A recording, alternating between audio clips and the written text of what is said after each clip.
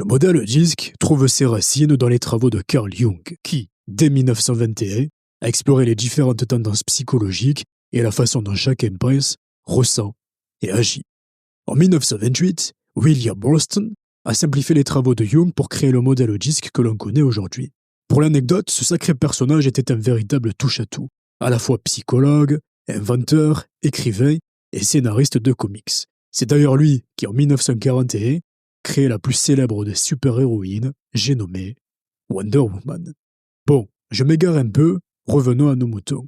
En résumé, l'idée de classer les comportements humains en 4 grands profils, représentés par des couleurs, pour mieux comprendre comment chacun communique, décide ou réagit.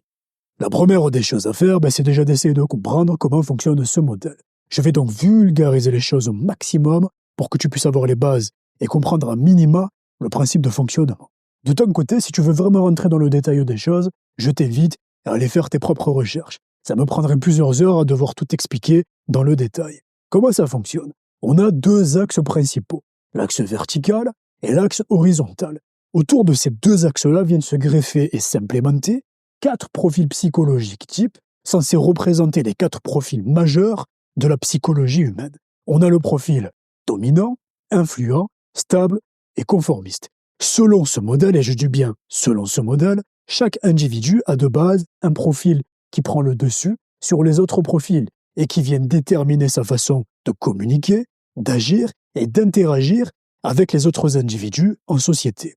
On comprend également que les profils qui sont au-dessus de l'axe horizontal sont plutôt extravertis, les profils qui se trouvent en dessous sont plutôt introvertis, ceux qui se situent à l'est du modèle ont une tendance à aimer le relationnel, et à l'inverse, ceux qui se situent à l'ouest ont une tendance à aimer les résultats. Ce qu'il faut également comprendre, c'est que chaque modèle possède ses propres caractéristiques, ses valeurs, ses motivations, les choses qu'il n'aime pas, ses défauts et la façon avec laquelle il faut communiquer avec lui. En gros, ce modèle t'explique qu'il faut éviter de te retrouver dans un extrême et te rapprocher le plus possible du centre du modèle pour avoir une homogénéité psychologique et donc faciliter les interactions avec les autres profils. Alors, c'est simple, visuel, facile à comprendre, mais c'est justement cette simplicité et cette vulgarisation extrême de la psychologie humaine qui pose selon moi problème. Le véritable problème, c'est que tout ça repose sur une simplification extrême de la psychologie humaine. On réduit des dynamiques ultra complexes à 4 cases de couleurs, comme si un individu restait cohérent et stable dans toutes les situations. En réalité, le comportement humain dépend du contexte, de l'environnement et des enjeux. Le paradoxe, c'est qu'en management, on retrouve ce modèle absolument de partout, à l'université, en formation d'entreprise, en recrutement ou encore en coaching. Car aujourd'hui, l'aspect théorique, narratif, voire même chevaleresque de certaines idéologies managériales ont pris le dessus sur la réalité du terrain. Et c'est ce que je vais essayer de te démontrer concernant ce modèle. Alors du coup, la question à se poser, c'est est-ce qu'il y a quelque chose de positif à tirer du modèle? La réponse c'est oui. Ça serait totalement mensonger de venir prétendre le contraire. Déjà, tout simplement parce que ça permet une prise de conscience, de se dire voilà, chaque individu a un profil psychologique type, ce qui sous-entend que tout le monde ne pense pas comme moi. Donc je vais faire en sorte d'adapter ma communication en fonction du profil que j'ai en face de moi.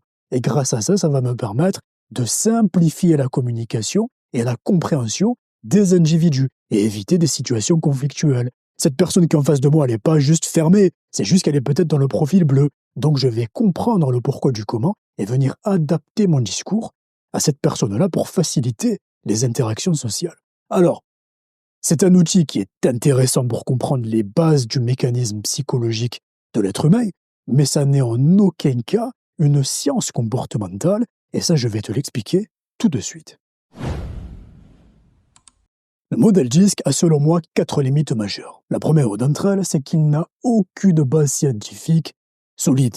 Il n'a jamais été publié dans une revue scientifique à comité de lecture, il n'est pas reproductible d'un point de vue statistique, il n'a aucune validation psychométrique qui a été faite de manière rigoureuse.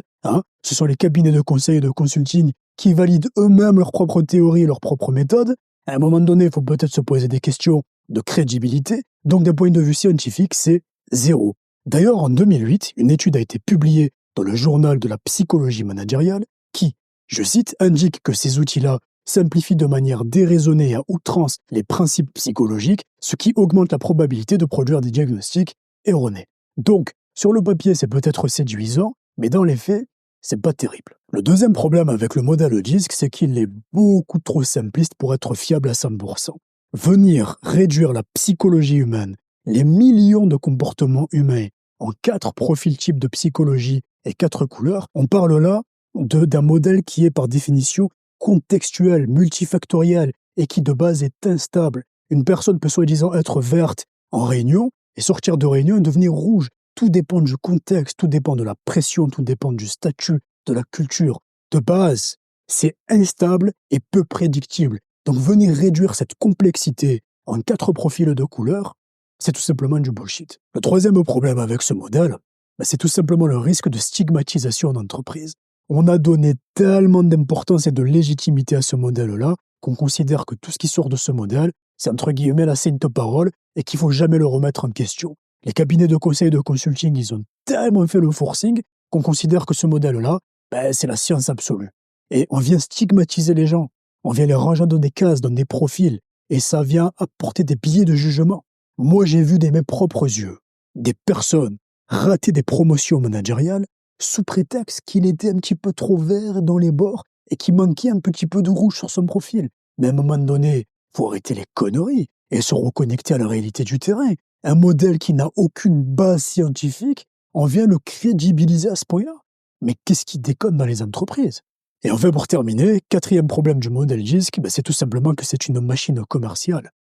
C'est un modèle qui rapporte des centaines de millions de dollars au cabinet de conseil de consulting et qui explique en partie pourquoi est-ce qu'il est devenu autant crédible et légitime dans les grosses sociétés. C'est qu'ils font tout pour faire le forcing. Ils font même des grands événements où ils louent des immenses salles de spectacle et qu'il y a tous les gens qui sont là comme des dingues à plébisciter un modèle qui n'a aucune base scientifique.